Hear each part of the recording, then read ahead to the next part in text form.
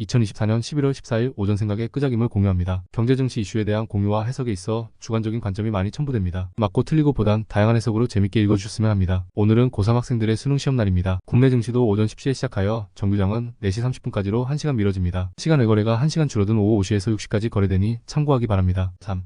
뉴욕 증시는 장중 등락을 거듭했지만 보합권 마감을 했습니다. 그동안도 달려오고 트럼프 랠리로 일주일간 냅다 달리기만 했으니 차익 실현이나 조정이 나오면 이해가 되는 미국장입니다. 어제는 필라델피아 반도체 지수만 편입 종목 30개 중 24개가 하락하면서 마이너스 2% 정도 하락했습니다. 10월 CPI가 예상치에 부합하게 발표가 되었는데 이젠 CPI와 PPI 대세에 영향을 주지 않는다 했습니다. 고용이 그 다음 중요했는데 이젠 중요한 건 트럼프와 머스크뿐입니다. 비트코인은 다시 9만 불 돌파 시도 중인데 증시 내에서 코인 수혜주인 마이크로 스트래티지와 코인베이스가 마이너스 10% 가까운 차익 실현 정도가 나왔네요. 해리스 수혜주인 신재생 섹터는 최근 일주일은 지옥의 시간을 보내고 있습니다. 실적이 좋아도 그냥 하방으로 밀어붙이는 섹터입니다. 4. 어제 한국 증시를 한마디로 정의하자면 물음표입니다. 그냥 답이 없는 하루였습니다. 원달러 환율은 장중 1410원 언저리에서 움직이면서 삼성전자는 그렇게 개미 투자자들이 기다리던 오만전자에 안착했습니다. 삼성전자가 마이너스 4.5% 넘게 빠지면서 5600원에 마감. 외국인은 무려 1420만 주를 매도했습니다. 월 합쳐 1800만 주 가까이 매도하더니 어젠 하루 만에 이틀치를 쏟아부은 하루입니다. 그냥 한국 시장을 이래도 안 죽나 보자 하고 다같이 동참하여 두들겨 패는 달입니다. 지금 삼성전자의 차트는 여타 계잡주의 추세 하락 차트와 다르게 하나도 없는 모습입니다. 아마 삼성전자라고 얘기 안 하고 차트만 보여주면 너 웬 짭주 가지고 매매하냐는 소리를 들을 겁니다. 그 정도로 일방적으로 빠지는 게 맥 빠지는 상황인 거죠. 시총 1000억 아니 1조도 아니고 450조 회사가 이제 300조로 다이어트를 했습니다. 증시에서 시총은 굳이 다이어트를 하지 않아도 되는데 말이죠. 외국인들은 원달러 환율이 1,400원이 되다 보니 주식을 사서 웬만큼 수익이 나봤자 매도 후에 달러로 환전할 때 환차손이 발생합니다. 더욱이 삼성전자가 파운드를 해서 TSMC에게 따이고 HBM은 SK하이닉스에게 결정타까지 맞은 상황에 회장은 재판하러 다니기 바쁜 삼성전자로 파생 수익 내기로 책정을 했을 겁니다. 최근 한 달간 콜옵션 매도, 풋옵션 매수를 매일 때리며 현물인 삼성전자 주식을 최근 3일간만 해도 2조 8천억을 매도, 한 달간 5조 넘게 매도, 9월부터 무려 11조 가까이 매도만 하면서 오늘 옵션 만기일 파생으로 인한 수익 실현은 천문학적으로 벌어들일 거로 보입니다. 6. 이제마의 5만원 구간입니다. 삼성전자의 청산가치보다 낮은 가격대에 현재 진입한 상황입니다. 옵션 만기일을 앞둬서인지 어제 외국인 선물 포지션이 장마감 직전 시점까지 마이너스 1,500억으로 최대한 밀어버리다가 장 종료 10분 전에 2,400억까지 청산하면서 올라오며 어제 마지막 누적 선물 매수는 3,534억이 되었습니다. 오늘과 내일 중 삼성전자는 과매도 반등이 예상은 됩니다. 장 초반부터 강하게 밀어 빠르게 들어올릴지 장중 반부까지 괴롭히다 올릴지 혹은 여유있게 정리 못하게 시작과 동시에 청산쇼를 진행할지 여러 시나리오를 두고 봐야겠지만 옵션 만기를 기점으로 반등은 나올 가격대로 보고 있습니다. 개인들 누적 물량이 원체 많아 저걸 어떻게 소진해갈지가 의문이긴 하지만 우선은 방향을 틀어야 국내 증시도 숨통이 틀 테니 전환 포인트가 오늘이길 외국인 형님들을 응원해봅니다. 이미 과하게 드셨으니 이젠 위로도 좀 드셔주시길. 7. 어제 시장의 개별 종목은 딱히 의미가 없는 수준입니다. 트럼프 관련주들도 차익 실현이 일부 진행이 되기도 했고 전체가 동반 하락을 했기 때문에 반등이 강하게 나오는 종목들도 조만간 많이 보실 거라 예상하고 있습니다. 그래도 트럼프 앤드 머스크와 상관관계가 높은 섹터나 종목 위주로의 재평가 향후 주도 흐름이 나올 것이란 뷰는 유지합니다. 반도체와 2차전지가 어떤 모멘텀으로 다시 수급을 끌어들일지 대장 종목들의 움직임이 중요한 시기입니다. 8. 이제는 세계 최고의 부자이자 세계 최강의 나라의 권력까지 손에 쥐게 된 앨런 머스크입니다. 지금 지구는 그를 기준으로 돌아가고 있습니다. 트럼프는 앞으로 4년이면 끝나지만 앨런 머스크가 하는 비즈니스는 앞으로 4년 동안 전 세계를 선점하고 스탠다드가 되어 이후 몇십 년을 머스크 앤드 테슬라 왕국을 만들지 모릅니다. 9.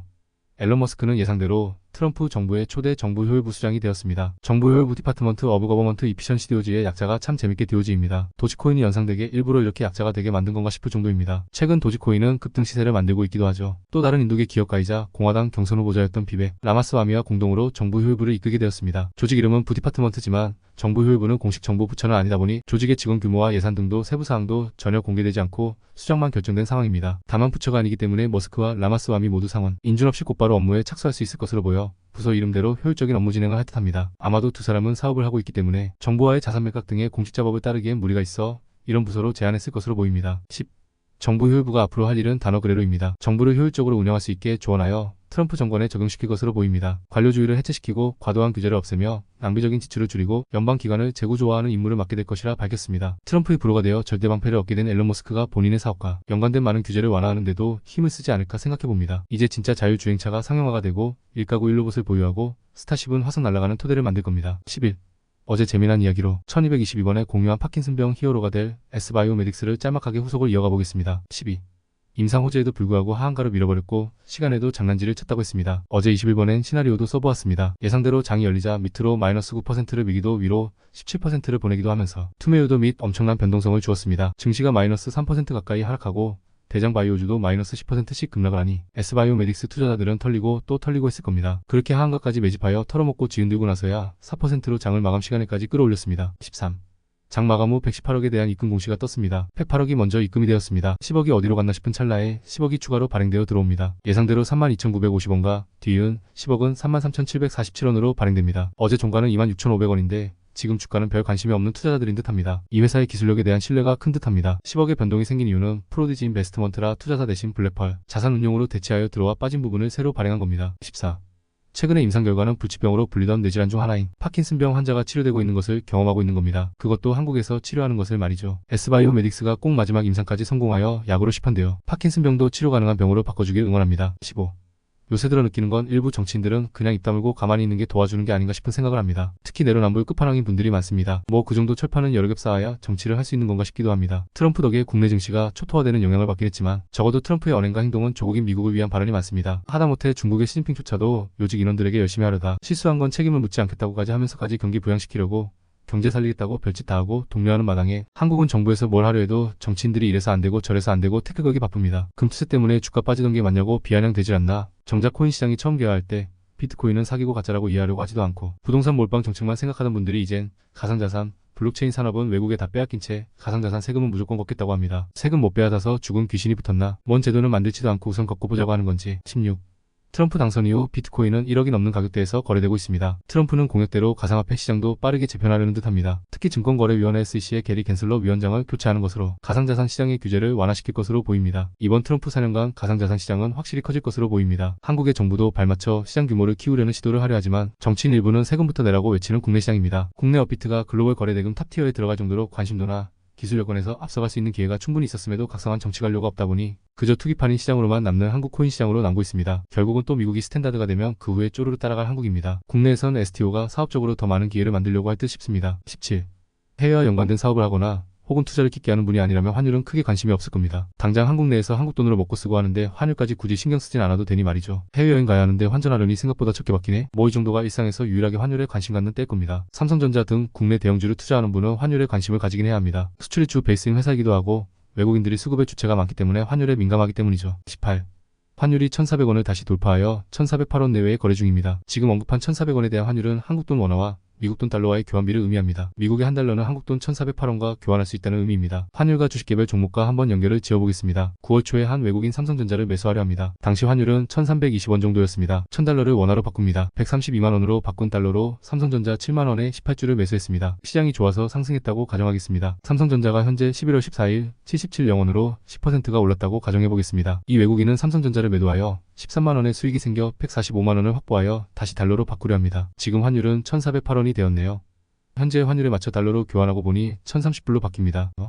난 분명 10% 수익이 났는데 교환하니 처음 1,000불에 겨우 30불만 생겼습니다. 원화로 투자한 자산으론 10%가 올랐지만 환차손이 생겨 마이너스 7%가 발생한 겁니다. 19. 자, 그럼 현재 상황 그대로 적용해보겠습니다. 9월 초에 1,000불을 원화로 바꿔 132만원으로 바꿔 7만원에 18주를 투자 126만원 외국인은 현재 5만원까지 주가가 빠졌습니다. 현재 18주의 평가 금액은 90만원이네요. 36만원의 손실 구간입니다. 처음 투자했을 당시 환율인 1,320원으로 계산해보니 272불 정도 손실이 발생했습니다. 그래도 남은 90만원은 681불로 바꿀 수 있습니다. 투자니 그럴 수 있어라 생각하고 사정이 생겨 우선 매도하여 달러로 바꿔서 자국에 보내야 할 일이 생겼습니다. 매도하여 90만원을 달러로 바꾸려 합니다. 지금은 1,408원의 환율을 적용시켜야 합니다. 639불로 교환이 됩니다. 두 달 전엔 같은 90만원이 681불이었는데 지금은 639불로 마이너스 42불이 그냥 더 손해보게 됩니다. 환차손으로만 마이너스 7%가 추가로 더 손해를 본 거죠. 결국 미국에서 처음 가져온 1,000불은 주식 투자로는 마이너스 28% 손실이지만 환차손으로만 추가로 마이너스 6% 이상이 더 발생한 겁니다. 위에 수익이 10%가 났을 때도 환차손이 마이너스 7%가 동일하게 생겼었죠. 20. 최대한 이해하기 쉽게 풀었었는데 원달러 환율이 올라가면 외국인 입장에선 국내 주식을 사서 웬만큼 수익이 나지 않으면 손실이 나기 때문에 현물 주식을 매도를 하는 겁니다. 물론 지금 1,400원대에서 만약 1,300원으로 1,200원대로 내려가는 기조가 확인이 된다면 외국인은 투자를 하겠죠. 왜냐하면 마이너스가 조금 발생해도 반대로 환차익을 커버할 수 있는 안전장치도 생기기 때문이죠. 수익이 나면 또 환차익이란 부가 수익이 더 발생하기도 하니까요. 물론 환율을 교체하여 투자하는 투자자 입장에선 진입 시점의 환율과 보유한 종목의 위치에 따라 전략은 달라질 수는 있습니다. 다만 등락을 한다는 가정으로 외국인의 입장에서 국내 증시를 보면 원달러 환율이 우리가 말하는 강해진다는 의미는 달러의 가치는 오르고 원화의 가치는 떨어지니 투자 요인이 떨어진다는 의미입니다. 21. 최근 삼성전자의 외국인 투매를 이 관점으로 보시면 조금 이해는 되실 겁니다. 그렇다 보니 삼성전자 외국인들은 파생 상품으로 하락에 베팅을 풀로하고 삼성전자 현물 주식을 미친 듯이 매도를 한 겁니다. 이미 그들은 일정 부분 수익난 삼성전자 현물 매도와 함께 일부 손실 구간 매도 물량조차도 선물 옵션 파생 상품으로 수익을 훨씬 크게 내어 커버는 물론 더 큰 수익을 낼 수 있기 때문이죠. 그게 최근 한국 증시의 모습이었습니다. 환율을 설명하며 삼성전자의 흐름까지 예시로 들게 되었네요. 다음엔 원화 약세의 구조적인 이유도 몇 개 공유하겠습니다. 22. 현재 원달러 환율은 1,406원, 엔달러 환율은 155엔대로 올랐었습니다. 카치 약세인데 한국 증시가 유독 더 약세입니다. 미국 장기 채권 금리가 4.456%, 4.6%로 높네요. 금선물은 1온스당 2,574불로 꽤 많이 하락했습니다. 금값이 온스당 2,700불이 넘으니 투자하겠다는 분들도 많았는데 언제나 개미들 생각과는 다르게 움직이는 금융시장입니다. 23. 오늘은 장이 1시간 늦게 열리다 보니 오전에 조금 더 글을 정리하여 쓰다 보니 늦게 보내게 됩니다. 오늘 국내 증시가 개인적으로는 강한 반등을 하길 바라는 바입니다. 실제로 그리 될진 모르지만요. 트럼프 관련주 쪽의 트렌드는 계속 테마를 만들어질 거라 이번 트럼프 트레이드 일주일간의 추세를 얻지 못했더라도 이제 트럼프 앤드 머스크 4년의 시작도 직전인 시점입니다. 충분히 기회를 포착할 수 있다고 생각합니다. 24. 글이 늦으니 연락 주시는 분도 계시니 조금 더 정확한 정보와 재밌게 읽히거나 스쳐 지나봤는데 운 좋게 좋은 내용이라 도움이 되길 바라는 마음으로 작성을 해야겠다는 생각을 한 번 더 합니다. 오늘은 수능 날이라 9시 정도에 보낼 예정이라 오전에 느긋이 기사를 좀 더 보고 작성하고 보냅니다. 내일은 8시 전후로 또 공유될 예정입니다. 오늘은 수험생도 힘내고 국내 증시도 힘 좀 내길 수험생 부모님의 마음같이 응원해봅니다.